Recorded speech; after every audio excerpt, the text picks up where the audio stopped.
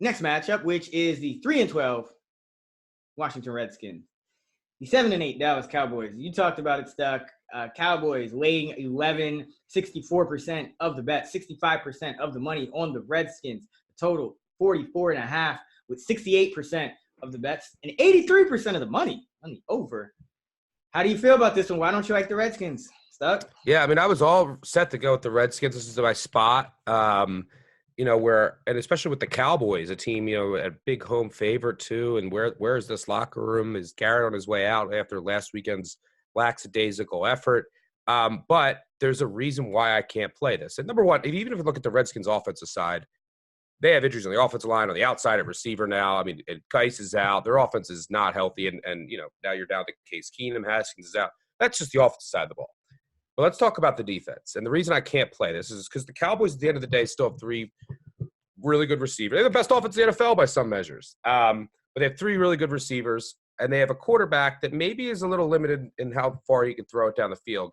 But he should be able to play complete pitch and catch. Maybe outs, little drags, just pitch and catch all up down the field. And here's why.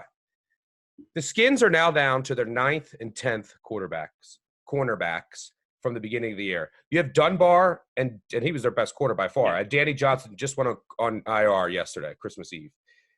Jimmy Moreland, the rookie out of JMU, just went to IR recently. Stroman and DRC, who were on the depth chart at the beginning of the year, they went to IR. Fabian Moreau now, he's hurt. And then you have Josh Norman, who's just a healthy scratch because they don't want to pay him his incentives. Even though he's the second highest paid corner in the league, he doesn't play, even though there's 8 corners that are hurt. So it's just a disaster. So now the projected starting corners this week are Aaron Colvin. He was released by the Texans earlier this year. Cody Sensabaugh. He was released by the Broncos earlier this year, and he signed last week. And Kayvon Webster. He didn't make the final cuts on the Saints, was signed last week. That's 2 guys they signed off the streets last week starting. And then they just signed 2 undrafted players, Breon Borders and D. Delaney, off the practice squad from the Jags, who they say are going to get playing time. Just a disaster at corner. You have Landon Collins, who isn't known for coverage. He's dealing with an Achilles injury. Monte Nicholson is not a great free safety. So I just don't know how the Cowboys just play pitch and catch all the way down the field against these corners who not only are off the streets, undrafted guys, they haven't played together.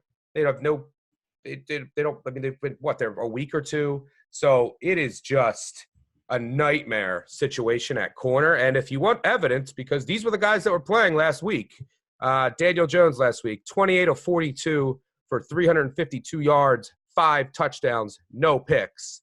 So that's what Danny Dimes did against the Redskins. Now, the Giants have some good receivers. Daniel Jones has shown, some good things, but Dak Prescott and those receivers are much better. This is also indoors in Dallas, not outside in Washington. I mean, this could get really ugly. Amari Cooper could have 18 catches for 94 yards. It doesn't matter now because the fantasy season's over, and he screwed everybody over pretty much down every playoff game. So, but yeah, I agree. Quentin Dunbar was number 1 in Pro Football Focus's cornerback grades. Yeah, they have no other corner higher than 90th, and that's Simeon Thomas. He's not even playing either, is he? No, he's okay. He's okay. So he's 90th. And then everyone else is outside the top 125. So it's bad. It's not a good situation. And their offense is all banged up too. At receiver, in offensive line, they've had Steven Sims is coming on though. I like Steven Sims. Him and McLaren are. Well, guess who wasn't in practice today? McLaurin. So he's it's Wednesday. Yeah, across it's Christmas. It's Christmas. We're recording this on Christmas. Want them to practice. Practice. McLaurin got hurt. McLaurin got hurt though last week. Oh yeah, right. Yeah. Is he? I don't think he's out though. Is he? He's questionable. Right?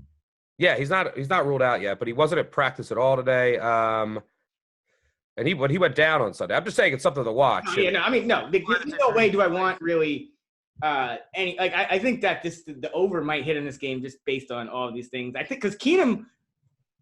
I think he's. I don't mind Keenum. Yeah, than Haskins, just in the way that they can play with Keenum versus. I agree. But anyway, I agree. But I just can't trust this Redskins defense to make a play. So these spots, just like everything, trends and spot, nothing is blind. I also have to look at the X's and O's. And given the situation at corner, it's just way too dire for me to back the Skins. Yeah, I agree. Like, I thought about it. You made a good case for Dallas could easily go up 14-0 and never look back just based on those second injuries in the second. And I also think the Giants might win. So then if that's happening or if it's at least close, you get some sail into the wind of the crowd and the team in like the second half. So we'll see. Now, it could go all wrong. If the Eagles are up like fucking 48-0 and the Cowboys could easily just say fuck this. And hey, I mean, Tavon Austin fired at the half. Don't sleep on Tavon Austin and Ventel Bryant. I think they could do some work against those Redskins corners as well. You and I could.